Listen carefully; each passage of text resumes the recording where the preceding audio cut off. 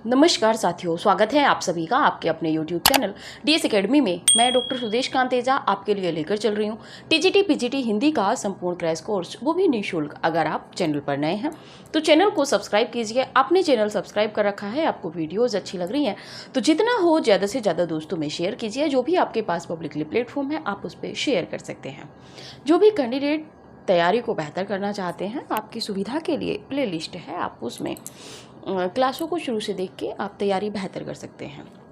इसी के साथ में जो भी कैंडिडेट हमारे द्वारा चलाई जा रही है एक टेस्ट सीरीज, अगर आप उस टेस्ट सीरीज को ज्वाइन करना चाहते हैं तो आप उसको भी ज्वाइन कर सकते हैं। टेस्ट सीरीज से आपको अनेक लाभ हैं, जैसे कि परीक्षा से पूर्व आप अपने को आंक पाते हैं कि आपकी तैयारी कितनी हो रही है। इसी के साथ में नए पैटर्न पर जो प्रश्न बनेंगे वो किस तरह बनेंगे, ये सभी अनेक जानकारियाँ हैं कि 2 घंटे में आप क्या अपने आप को मैनेज कर पाते हैं कि नहीं कर पाते हैं परीक्षा के लिए। क्योंकि जो हमारी टेस्ट श्रृंखला है वो 125 प्रश्नों की है और ये 125 संपूर्ण पाठ्यक्रम पर आधारित प्रश्न रहेंगे, जिसमें यूपी टीजीटी पीजीटी के हर टारगेट को, मतलब हर टॉपिक को छुआ जाएगा, टारगेट किया जाएगा। और जो भी कैंडिडेट इसको ज्वाइन करना चाहते हैं, डिस्क्रिप्शन में कॉन्टैक्ट नंबर दे रखा है, आप उस पर कॉन्टैक्ट कर सकते हैं, या क्लास के अंतिम में हम एक नंबर और आपको प्रोवाइड कराएंगे, आप उस पर भी कॉल करके या डेमो के रूप में भी टेस्ट पेपर दे सकते हैं। टेस्ट सीरीज जो है वो पेड है। टेस्ट सीरीज का जो शुल्क है वो 750 रुपये है, यानी कि 15 रुपये प्रति टेस्ट पेपर है। ठीक है, तो जो भी कैंडिडेट ज्वाइन करना चाहते हैं वो कर सकते हैं। इसी के साथ में कुछ बच्चों की कमेंट थी कि मैम आप GIC, आज मुझे ध्यान आया कि आप GIC, LT ग्रेड या प्रवक्ता के विषय में नहीं बताती हैं। देखिए, हम शुरू से ही कहते हुए आ रहे हैं, जो कैंडिडेट हमसे शुरू से जुड़ते हुए चले आ रहे हैं, कि ये जो हम पढ़ा रहे हैं ये हर परीक्षा के लिए सफिशेंट है। चाहे वो आपकी RPSC हो, चाहे पंजाब मास्टर कैडर हो, चाहे UP TGT PGT, LT grade, प्रवक्ता, एडिट वाली जो परीक्षाएं होती हैं, यहाँ तक कि असिस्टेंट प्रोफेसर के लिए भी बहुत ज़्यादा क्लासेज हमारी सफिशेंट हैं। अगर रचना विशेष को छोड़ दिया जाए, जैसे कि आप बात करेंगे यूनिट वाइज जो लगी होती है नेट, JRF और आपकी अन्य राज्यों में, जैसे आप राजस्थान असिस्टेंट प्रोफेसर में देखेंगे तो वहाँ पे कुछ रचनाएं विशेष लगी हुई हैं, जैसे कि गोदान उपन्यास लगा हुआ है, श्रद्धा और भक्ति निबंध लगा हुआ है, कामायनी का श्रद्धा सर्ग लगा हुआ है। तो इस तरीके से कुछ कहानियाँ लगी हुई हैं, नाटक निबंध लगे हुए हैं। इनको यदि आप छोड़ देते हैं तो बाकी के पोर्शन को कवर करने के लिए हमारी क्लासेस सफिशेंट हैं। तो जिस भी कैंडिडेट का, जिस भी राज्य का पेपर उसमें से पाठ्यक्रम मतलब मिल रहा है, आप उसको कवर कर लीजिए। ठीक है, क्योंकि हमने पहली क्लास में ही आपका पाठ्यक्रम डिवाइड किया था। इसमें जिसके पाठ्यक्रम समान है वो इन क्लासों को देख सकता है।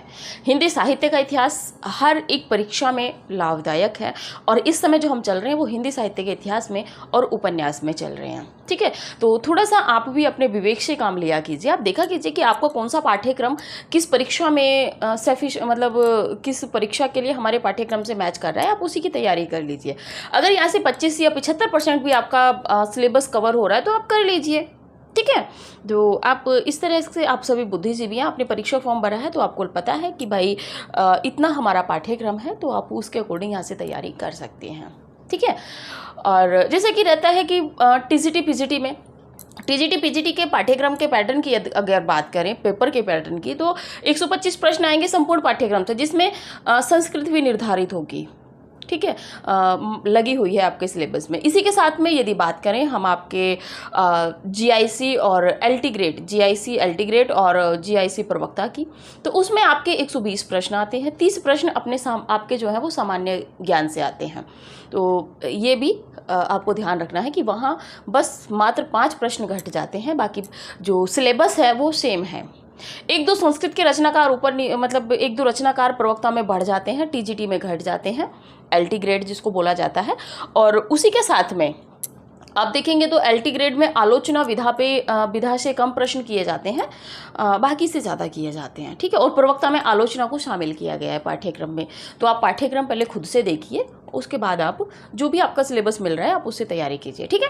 तो चलिए बात करते हैं, लाइक सब्सक्राइब और शेयर करने के लिए हम आपसे बोलेंगे कि हो सकता है किसी का भला हो जाए, बाकी कमेंट तो जो आपको उचित लगे आप कीजिए। चलिए बात करते हैं, उपन्यास के क्षेत्र में हम लोग चल रहे हैं इस समय और थोड़ा तेज़ी से हम लोग बढ़ रहे हैं। तो आज जो हम उपन्यास के विषय में बात करेंगे, तो उपन्यासों में आज हम देखेंगे, पहले नंबर पे देख रहे हैं चतुरसेन शास्त्री जी को। चतुरसेन शास्त्री जी की बात करें तो इनका जन्म जो है 1891 से 1960 के बीच ठहरता है। इनके उपन्यासों में बात करें तो हृदय की परख 1917 का है और इसमें दिखाया गया है कि विवाह पूर्व जो प्रेम होता है, ठीक है, जो आज के समय में बहुत तीव्र गति से चल रहा है। विवाह से पूर्व यानी कि आप जब टीनेज में होते हैं, आपका विवाह नहीं हुआ होता है, तो उस समय जब स्त्री पुरुष में जो प्रेम होता है उसके बाद अनैतिक रूप से जब उनकी संतान हो जाती है तो उसको किन दृश्यों का, किन विषमताओं का सामना करना पड़ता है, ये आपके इसमें दिखाया गया है हृदय की परख में, ठीक है। 1917 का इनका ये उपन्यास है, महत्वपूर्ण है। बात कर लेते हैं हृदय की परख, और यहाँ पे है हृदय की प्यास। कहाँ से मिस्टेक हो जाती है, हृदय की प्यास, ये 1927 का है। इसकी बात करें तो ये कहीं कहीं आपको 1918 भी मिल जाएगा, लेकिन जो इतिहास ग्रंथ है उसमें 1917 है, ठीक है। हृदय की प्यास 1927 का है। व्यभिचार 1924 का इनका उपन्यास है। इसमें बताया गया है कि प्रेम के अमर्यादित एवं अश्लील रूप का चित्रण इसमें इन्होंने किया है। उपन्यास में क्या किया है कि प्रेम का जो अमर्यादित रूप होता है, जैसे कि होता है कि हम कोई मतलब पुरुष है, आज के समय में आप देखेंगे कि बहुत सारे मतलब सोशल मीडिया हैं या टेलीविज़न पे भी बहुत सारे धारावाहिक इस तरह के आते हैं, जैसे कि आपका सावधान इंडिया हो गया और भी कई तरह के हैं। तो इसमें क्या दिखाया जाता है, मुंबई जैसे जो बड़े महानगर हैं, मुंबई जैसे जो शहर हैं, ठीक है, तो उनमें इस तरह की घटनाएं बहुत ज़्यादा होती हैं, क्योंकि आजकल आप देखेंगे तो समाज तो इस तरह का होता ही चला जा रहा है। तो इसमें दिखाया गया है कि प्रेम के अमर्यादित एवं अश्लील रूप का चित्रण होता क्या है कि अगर आप देखेंगे तो कहते हैं ना कि अगर तू मेरी नहीं हुई तो किसी की नहीं होगी, ठीक है। तो इस तरह की जो चीज़ें हैं यहाँ पे दिखाई गई हैं कि अश्लील प्रेम, जैसे कि आप देखेंगे कि अगर कोई लड़का किसी लड़की को प्रपोज करता है और वो एक्सेप्ट नहीं करती है तो फिर क्या करता है कि या तो मान जाए, नहीं तो फिर एसिड फेंक दूंगा, एसिड अटैक कर दूंगा, या अनैतिक वीडियोस बना के अपलोड कर देना, ये सब, या घर वालों को बता दूंगा, ये धमकियां देना, बहुत सारी चीज़ें इस समय चलती हैं, ठीक है। आप मूवियों में भी इस चीज़ को देखते हैं, ठीक है, जो विलन टाइप होता है, ठीक है। अगर आपके प्यार को आपका जो इजहार आपके प्यार को यदि एक्सेप्ट कर लिया तो ठीक है, नहीं तो फिर आप विलन बन जाते हो उसके लिए, ठीक है। लेकिन ये लड़की की भी अपनी स्वेच्छा होती है। बात कर लेते हैं अमर अभिलाषा की, तो 1933 का इनका उपन्यास है। इसमें दिखाया गया है कि जो विधवाएं हैं या इस जो पहले समय में जो विधवाएं हो जाती थी, अब तो खैर बहुत ज़्यादा मतलब गवर्नमेंट भी इन चीज़ों पर ध्यान देती है। तो पहले जब विधवाएं हो जाती थी तो माना जाता था कि जो हमारा समाज है वो विधवाओं को एक कमरे में रखता था, दूसरी स्त्रियां उनको देख ना लें या उनकी परछाई ना पड़ जाए। तो इस तरह की कुछ रहती थी बातें, और किस तरह का उनको सामना करना पड़ता था परिवार में, बाकी चीज़ों में, जो परिवार की बड़ी महिलाएं होती थी, बहुत कुछ उनको सहन करना पड़ता था। तो उनकी समस्याओं को यहाँ पे चित्रित किया है, जो अत्याचार उन पर होते थे। आत्मदाह की बात करें तो 1927 का उपन्यास है। वैशाली की नगर वधू 1948 का है, ये महत्वपूर्ण है, आप इसको याद रखिएगा। अमर अभिलाषा भी व्यभिचार। मंदिर की नर्तकी 1951 का, रक्त की प्यास 1951 का, अपराजिता 1952 का। इस नाम से कई उपन्यास है, इसलिए आप ये याद रखिएगा। वयम रक्षामः 1955 का है, ये महत्वपूर्ण है क्योंकि असिस्टेंट प्रोफेसर में भी उत्तर प्रदेश जो असिस्टेंट प्रोफेसर है उसमें भी ये सिलेबस में लगा हुआ है। सोमनाथ 1955 का, ऐतिहासिक है, ठीक है, याद रखिएगा। आलमगीर 1954 का है, महत्वपूर्ण है। सहृदयात्री की चट्टानें 1959 का है, पढ़े रहिएगा। गोली 1956 का है। बिना चिराग का शहर 1960 का है, थोड़ा सा पढ़े रखिए। कि एक दुष्यंत कुमार की गज़ल भी है, कमेंट कीजिएगा, बहुत अच्छी गज़ल है। अभी पीछे गज़ल का जब हम काव्य पढ़ रहे थे तो काव्य में गज़ल में उसको बहुत अच्छे से मतलब एक्सप्लेन किया था, ठीक है। और सोना और खून, इस्लाम का विश्व वृक्ष, तो ये इनके उपन्यास हैं। बिना चिराग का शहर 1960 का है, थोड़ा सा आप पढ़िएगा, लेकिन जो गज़ल है वो साए में धूप है, लेकिन उसमें चिराग शब्द आता है, ठीक है। तो आप इसका स्क्रीनशॉट लीजिए, फिर आगे बढ़ते हैं, अगले उपन्यासकारों में बात करते हैं।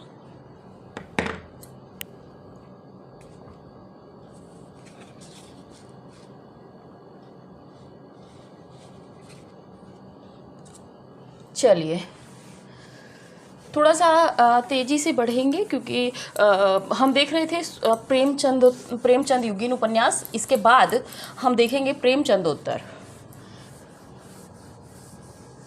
ठीक है, और उनका जो समय रहेगा उसकी भी चर्चा करेंगे। लेकिन सोच रहे हैं कि इसी स्लॉट पे हम आगे का देख लेते हैं। राहुल सांकृत्यायन 22वीं सदी 1931। अगले हैं राहुल सांकृत्यायन, इनका उपन्यास है 22वीं सदी। 22वीं सदी 22वीं सदी की यदि बात करें तो 1931। इसी के साथ में बात करें गोविंद बल्लभ पंत।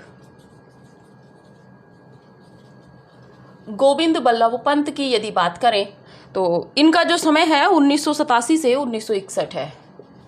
1987 से 1961 इनका समय ठहरता है। उपन्यासों में बात करें तो पहला है सूर्यास्त 1922। सूर्यास्त 1922। दूसरे नंबर पे बात करें तो आपका प्रतिमा, और प्रतिमा के समय की यदि बात करें तो 1934 की है। सूर्यास्त जो है ये ऐतिहासिक उपन्यास है इनका। तीसरे नंबर पे यदि इनके उपन्यास की बात करें तो मदिरा है 1935 का। और फोर्थ नंबर पे यदि बात करें इनके उपन्यास की तो वो है एक सूत्र 1946 का। एक सूत्र 1946 का है। प्रताप नारायण श्रीवास्तव की बात कर लेते हैं। प्रताप नारायण श्रीवास्तव। प्रताप नारायण श्रीवास्तव की बात करें तो इनका एक उपन्यास है विदा। एक ही महत्वपूर्ण है, जो महत्वपूर्ण है उसी को हम लिखाएंगे 1928 का। और इसमें जो पाश्चात्य जीवन और जो संस्कृति दर्शन होता है उसका यहाँ पे बताया गया है कि किस तरह पाश्चात्य संस्कृति का यहाँ पे जो उपहास किया गया है। इलाचंद्र जोशी की बात कर लें। इलाचंद्र जोशी जी की बात करें यहाँ पे तो ये हिंदी में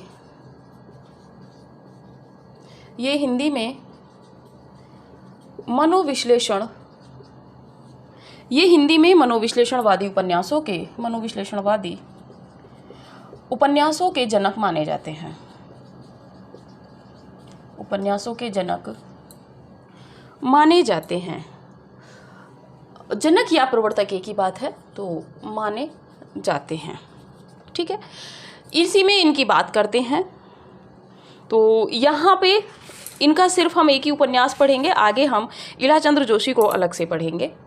तो यहाँ पे है इनका घृणामयी। घृणामयी जो है ये 1920 का है और यह लज्जा नाम से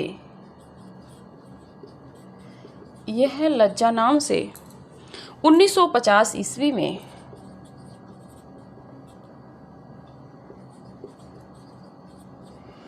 पुनः प्रकाशित हुआ था।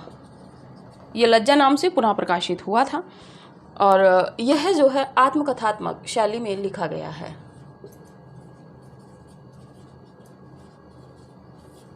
यह आत्मकथात्मक शैली में लिखा गया है, क्योंकि एक क्षेत्र विशेष के उपन्यासों को हम एक साथ लेके चल रहे हैं, ठीक है। तो ये थोड़ा सा आप भी ध्यान रखिएगा। राधिका रमण प्रसाद सिंह की बात कर लेते हैं।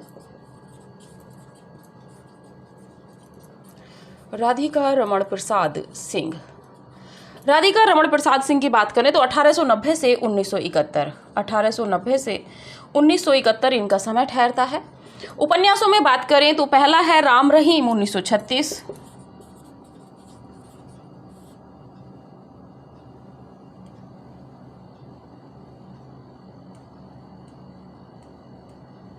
राम रहीम 1936।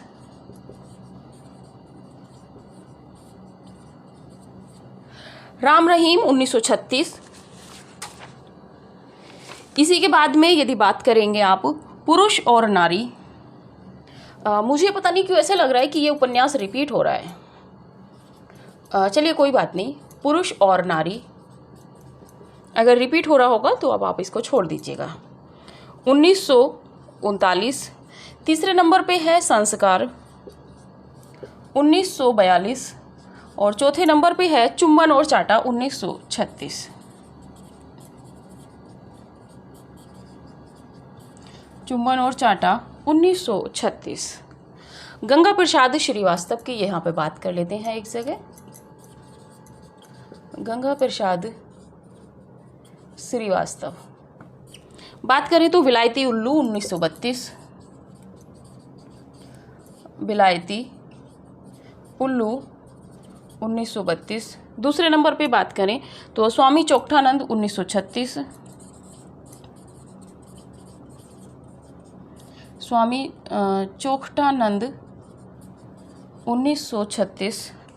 तीसरे नंबर पे बात करें तो गंगा जमुनी 1937। गंगा जमुनी इनका उपन्यास है और 1927 है यहाँ पे, 1927। ये पहले लिखना था, भूल गए थे। ठीक है, तो चलिए इसके उसमें बात कर लेते हैं। राहुल सांकृत्यायन जी का जो उपन्यास है प्रेमचंद युगीन अंतिम में जाके तो बात करें तो 22वीं सदी 1931 का उपन्यास है। गोविंद वल्लभ पंत की यदि बात करें तो 1987 से 1961 इनका समय ठहरता है। सूर्यास्त 1922 का है। प्रतिमा 1934 का, आप याद रखिएगा। मदिरा पढ़े रहिएगा 1935 का। एक सूत्र 1946 का। क्षेत्र विशेष, कथा क्षेत्र विशेष उन्हीं का लिखाया जाएगा जो परीक्षा उपयोगी रहेंगे। प्रताप नारायण श्रीवास्तव की बात करें तो विदाऊ 1928 का है और इस उपन्यास में दिखाया गया है कि किस तरह से जो आपकी पाश्चात्य संस्कृति जो आज हमारे वर्तमान परिवेश पे बहुत ज़्यादा हावी हो रही है, जैसे कि लिव इन रिलेशन और भी कई क्षेत्रों में पाश्चात्य संस्कृति का प्रभाव है, तो उसकी किस तरह से खिल्लियाँ इस उपन्यास में प्रताप नारायण श्रीवास्तव ने उड़ाई हैं। इलाचंद्र जोशी की बात करें तो ये हिंदी में मनोविश्लेषणवादी उपन्यासों के जनक माने जाते हैं, प्रवर्तक माने जाते हैं। यहाँ पे इनका घृणामयी उपन्यास है 1920 का। यह लज्जा नाम से 1950 ईस्वी में पुनः प्रकाशित हुआ था और ये एक आत्मकथात्मक शैली में लिखा गया उपन्यास है। ठीक है। राधिका रमण प्रसाद सिंह की बात करें तो 1890 से 1971 इनका समय ठहरता है। उपन्यासों में है राम रहीम 1936, ये एक दूसरे के विपरीत है। पुरुष और नारी 1939, संस्कार 1942, चुम्बन और चाटा 1936। पढ़े रहिएगा गंगा प्रसाद श्रीवास्तव के। विलायती उल्लू 1932 का, स्वामी चोकठानंद 1936 का, गंगा जमुनी 1927 का। इनके उपन्यास भी आप पढ़े रहिएगा। बहुत ज़्यादा महत्वपूर्ण ये नहीं है, लेकिन लिखाने इसलिए महत्वपूर्ण थे क्योंकि हो सकता है किसी कैंडिडेट के पास कोई किताब ना हो, तो यहाँ पे हमें कुछ गौण जो उपन्यासकार हैं सभी को लिखाना है, कुछ भी छोड़ना नहीं है। ठीक है, आप स्क्रीनशॉट लीजिए, फिर आगे बढ़ते हैं।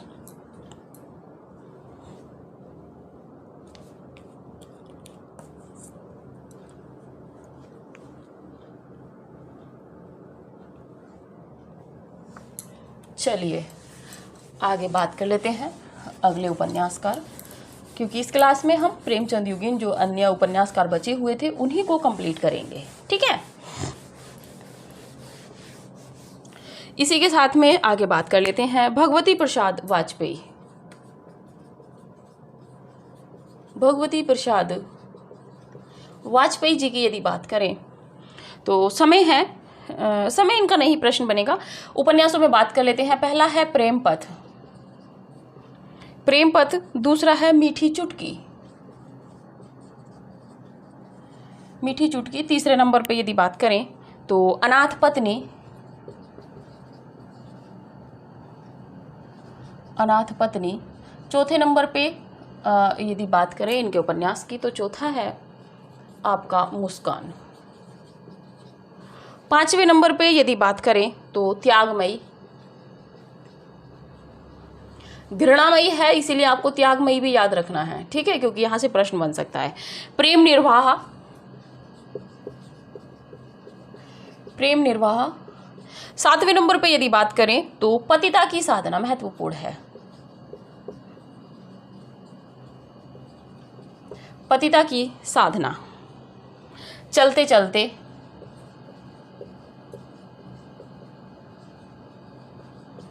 चलते चलते। 9वें नंबर पे टूटते बंधन।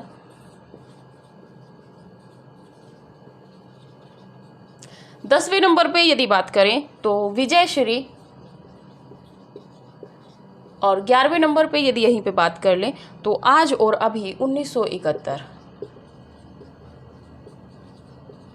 आज और अभी 1971, ये इनके ये थे आपके उपन्यासकार। अब बात कर लेते हैं महिला उपन्यासकार। देखिए कुछ भी आपसे छूट नहीं रहा है, ठीक है। पहले नंबर पे बात कर लेते हैं तो हिंदी की प्रथम कथा लेखिका, हिंदी की प्रथम कथा लेखिका बंग महिला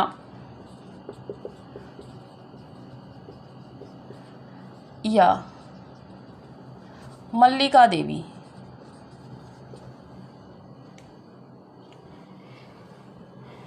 को माना जाता है।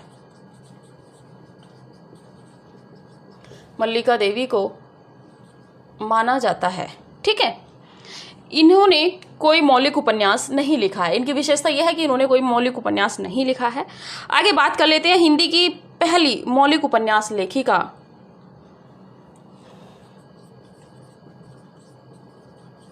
हिंदी की पहली मौलिक उपन्यास लेखिका जो है, मौलिक उपन्यास लेखिका वो जो मानी जाती है वो मानी जाती है आपकी साध्वी सती प्राण, साध्वी सती प्राण अवला, अवला जो है छद्म नाम से नाम की थी, इतना ही लिख लीजिए, ठीक है।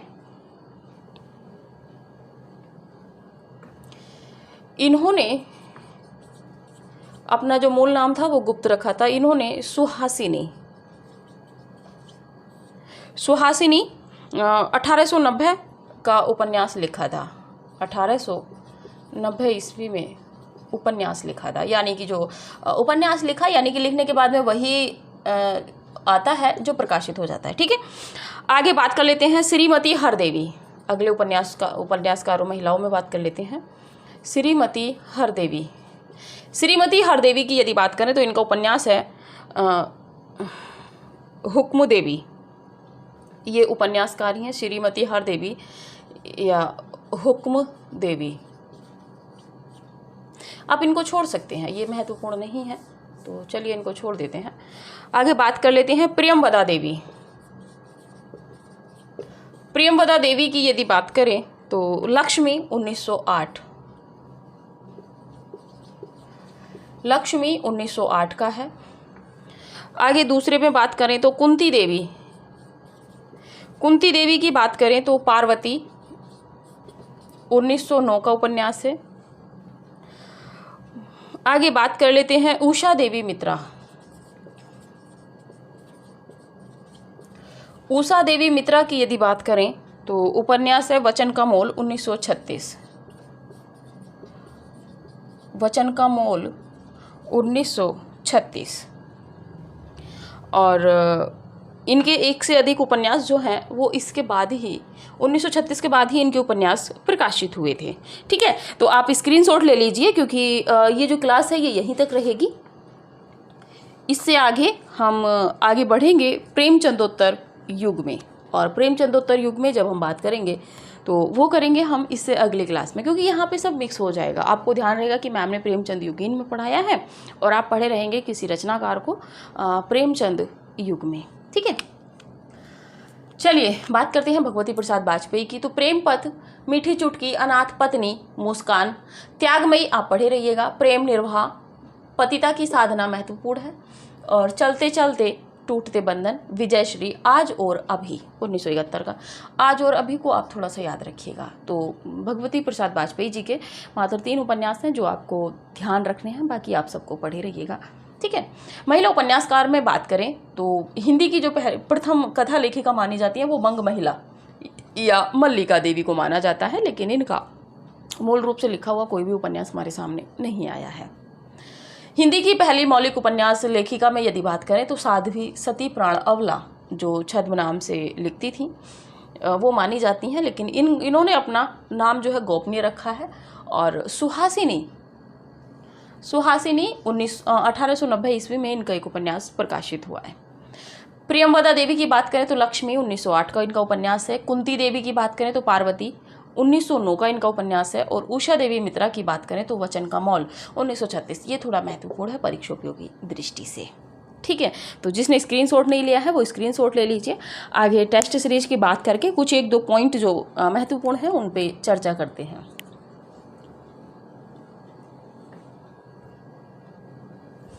चलिए,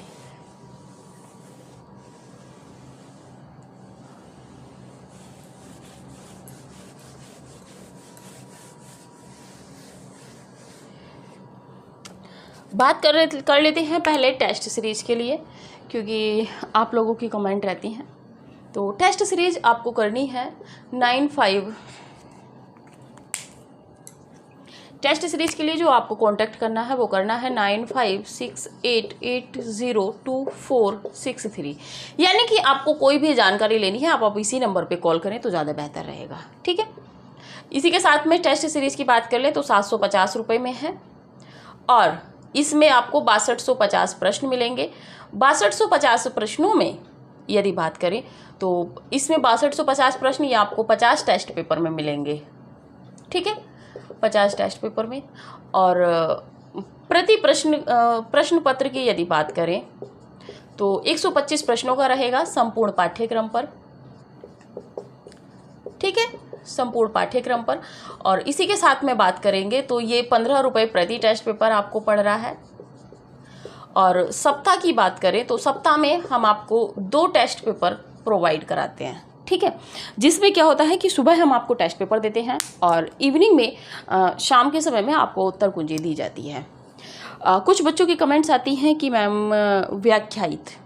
देखिए, व्याख्यायित का हम इतना देते हैं कि आपकी जो प्राइवेट व्हाट्सएप ग्रुप बना हुआ है टेस्ट सीरीज वालों का, उसमें अगर आपको किसी प्रश्न में डाउट है, आपको किसी एक विकल्प का उत्तर नहीं पता है, तो आप वो प्रश्न स्क्रीनशॉट लेके टेस्ट नंबर डाल के आप उसको व्हाट्सएप ग्रुप में शेयर कर सकते हो।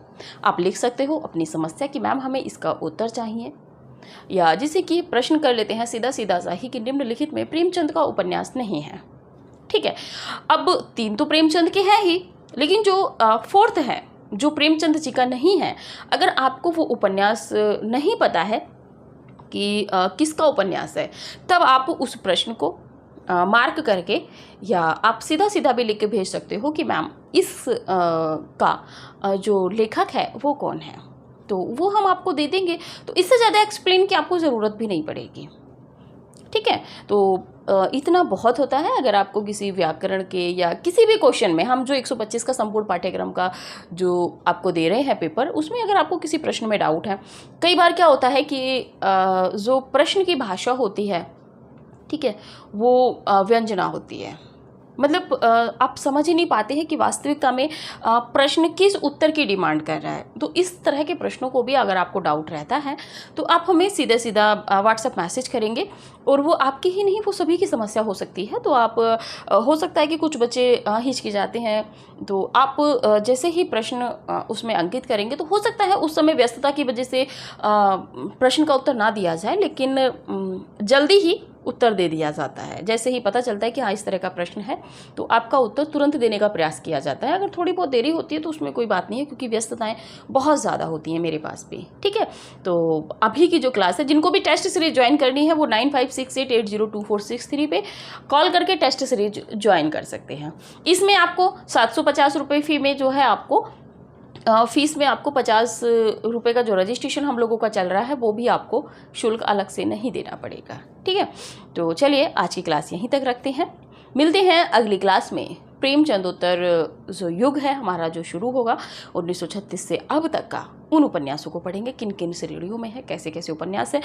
बस थोड़ा सा ये रहेगा कि अगर हम आंचलिक उपन्यासों को पढ़ रहे हैं तो प्रयास यही करेंगे कि अगर वहाँ पे किसी अन्यत्र उपन्यासकार के आंचलिक 2 उपन्यास भी हैं तो थोड़ा सा प्रयास यही करेंगे कि उनको भी वहाँ पर हम आपको पढ़ा के निकाल जाए। ठीक है, तो चलिए अभी के लिए इतना ही। मिलते हैं अगली क्लास में नए तथ्यों के साथ में। तब तक के लिए नमस्कार।